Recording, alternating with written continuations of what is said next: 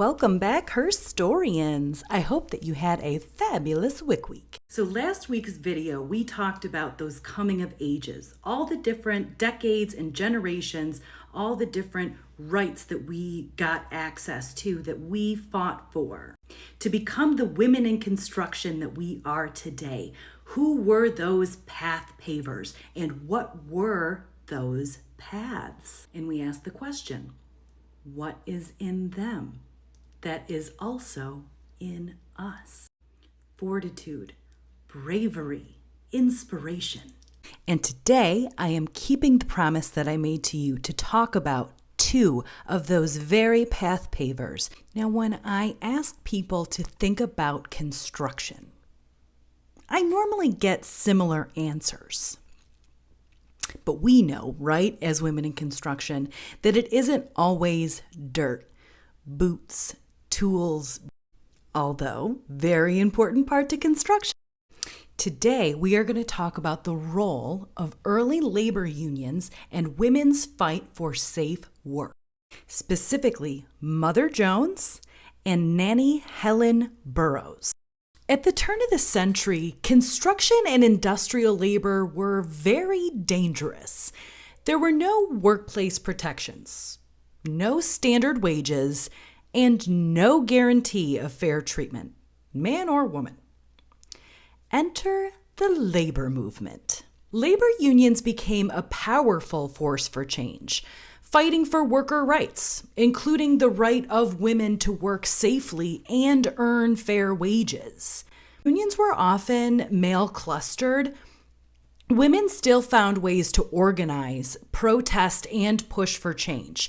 And if you remember from our webinar last week, I talked about how women were the voice for children, children's labor laws, and also women found ways to either organize with or organize for the rights for women of color and Black women.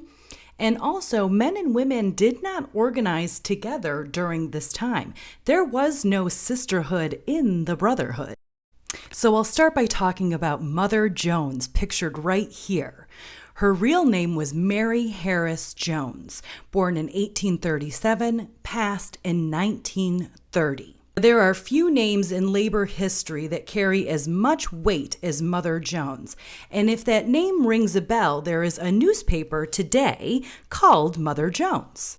Mother Jones was a fearless labor organizer who fought for workers' rights across all industries, mainly construction and industrial labor. How she got involved was after losing her husband and children to yellow fever, and later her home was destroyed in the Great Chicago Fire of 1871.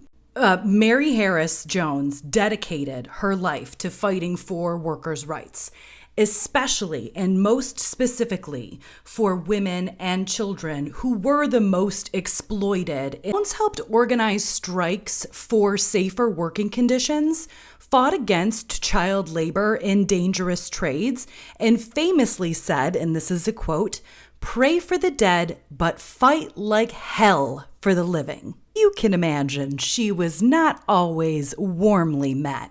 Often she was met with hostility. Jones was arrested, threatened, and even called the most dangerous woman in America. But she never backed down. Jones's work laid the groundwork for many of the labor laws that still protect workers today. Quote, "I asked the newspaper men why they didn't publish the facts about child labor in Pennsylvania. They said that they couldn't because the mill owners had stock in the papers."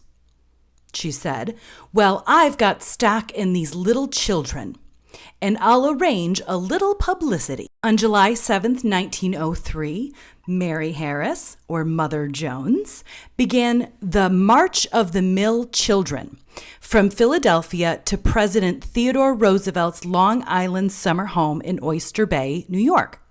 This was meant to publicize the harsh conditions of child labor and to demand a 55-hour work week.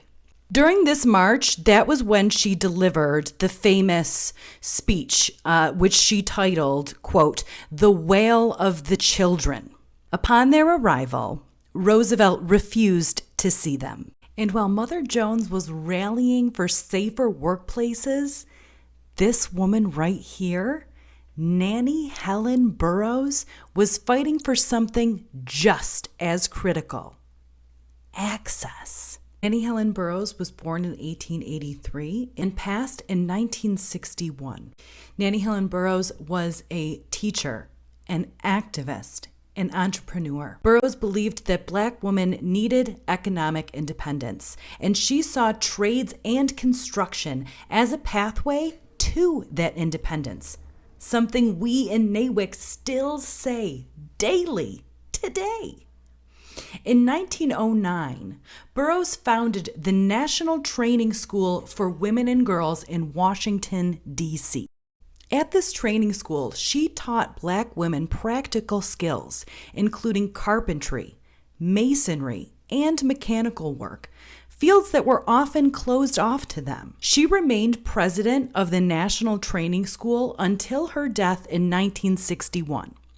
And in 1964, the school was renamed after her, the Nannie Helen Burroughs School. Burroughs' philosophy was simple yet revolutionary.